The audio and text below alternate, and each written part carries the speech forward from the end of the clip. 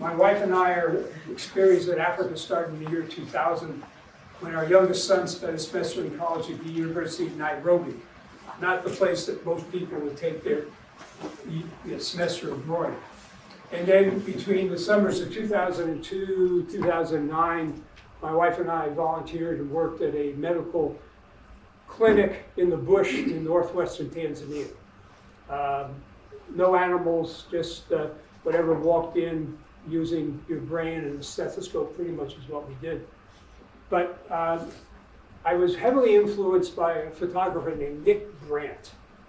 Nick Brandt has done wonderful work in animals in Africa, predominantly in a place called Amboseli, which has a huge collection of herds of elephants. And I was influenced by how he toned his image.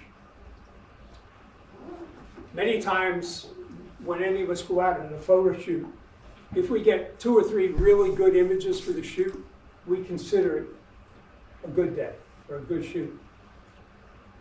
The first day we got there, the plane took us out to this landing strip. The driver picked us up, and while we were driving to the little place we were going to stay, this herd of elephants came right at us.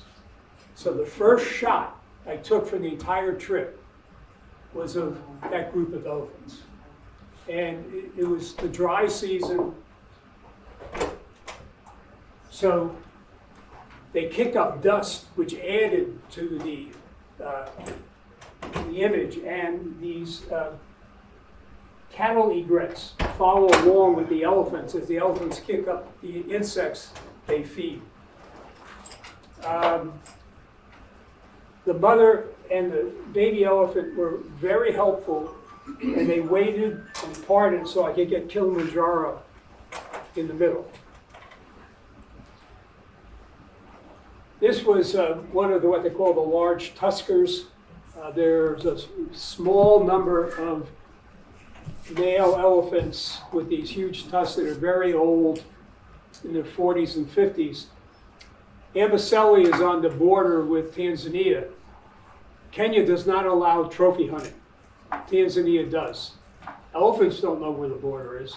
So the numbers are slowly decreasing, mainly because of shooting. There's no poaching pretty much going on in Kenya. I was lucky that this male elephant, a baby hippo, wandered into the scene. And he quickly got up and was about to chase the hippo, so I was able to actually catch the the lion. We've seen a lot of portraits here. This is sort of my portrait of the day. Magnificent. These cubs sort of came out of the bush and just went down. I thought this one was looking directly at me, just getting the reflection.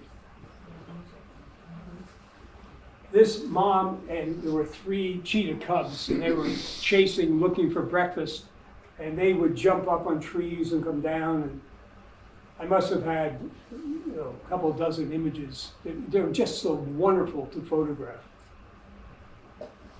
We came around a bend one day, and this leopard was just sitting on an old termite hill, just resting, like he was posing with his paw down.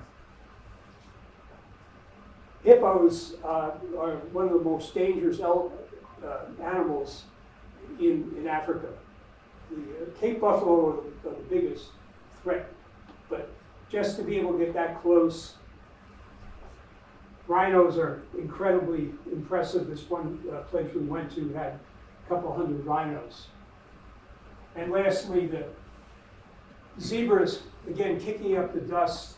Just a very nice pattern for the stripe and the dust and the topography.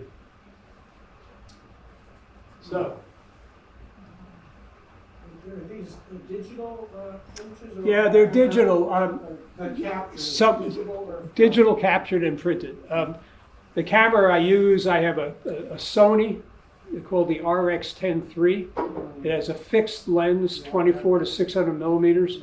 And for something like this, it's invaluable.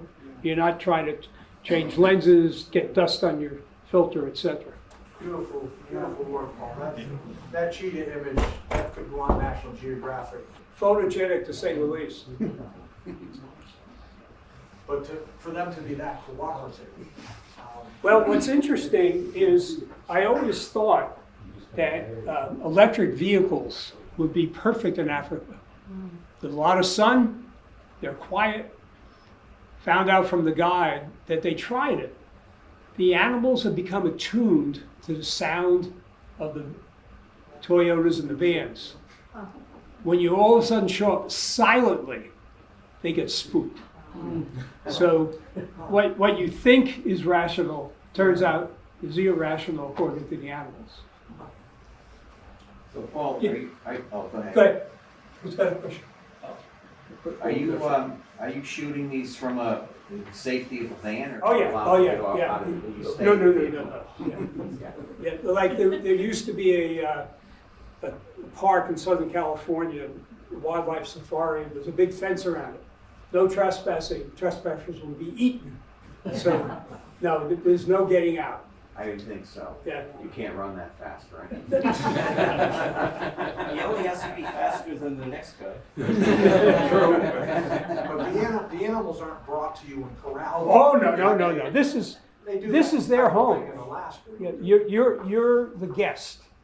This is, you don't get out, and if they get close, you don't try to touch them, and you can be sitting in the van and, the lion will be right there. But just, keep your hands to yourself. These were all taken on one trip, and how long was the trip?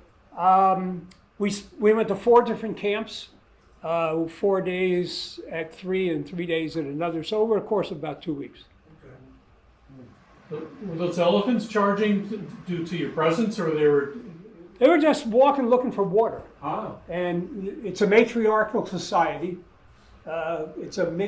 Elephants are just a great, if anybody has an extra hour, PBS this week on Nature did a program on becoming elephants. And one of the places we went to when we were there was an elephant rehab center for abandoned babies for various reasons.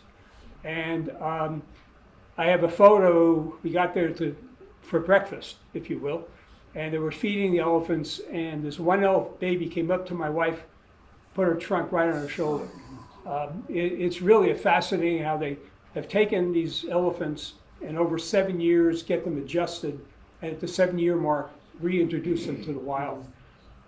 It's a 2-part series. The first part was on this week on Nature.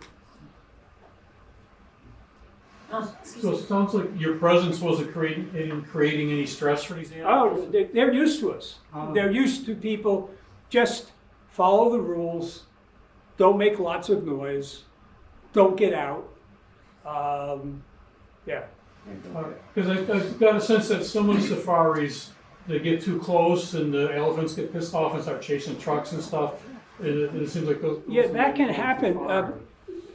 For leopards are often ones that are more difficult to find, although the cheetah population is rapidly dwindling. So if you're out and one of the guys hears on his telephone or whatever that the cheetah is over in this area, so everyone sort of rushes, or a kill. That's the other thing. Everyone wants to see a kill, but pretty much they let you alone. If you get too close, they'll let you know. Yeah. How close were you to the hippo and the Cape buffalo? Not close. 600mm lens is your friend. And the rhinos, they were just munching. These kill more people in Africa than any other animal. And they're tough to bring down because either a lion or leopards go after them. And those horns will gore you and you're done. I missed the first part. Where was this? Is in Kenya. Oh, Kenya.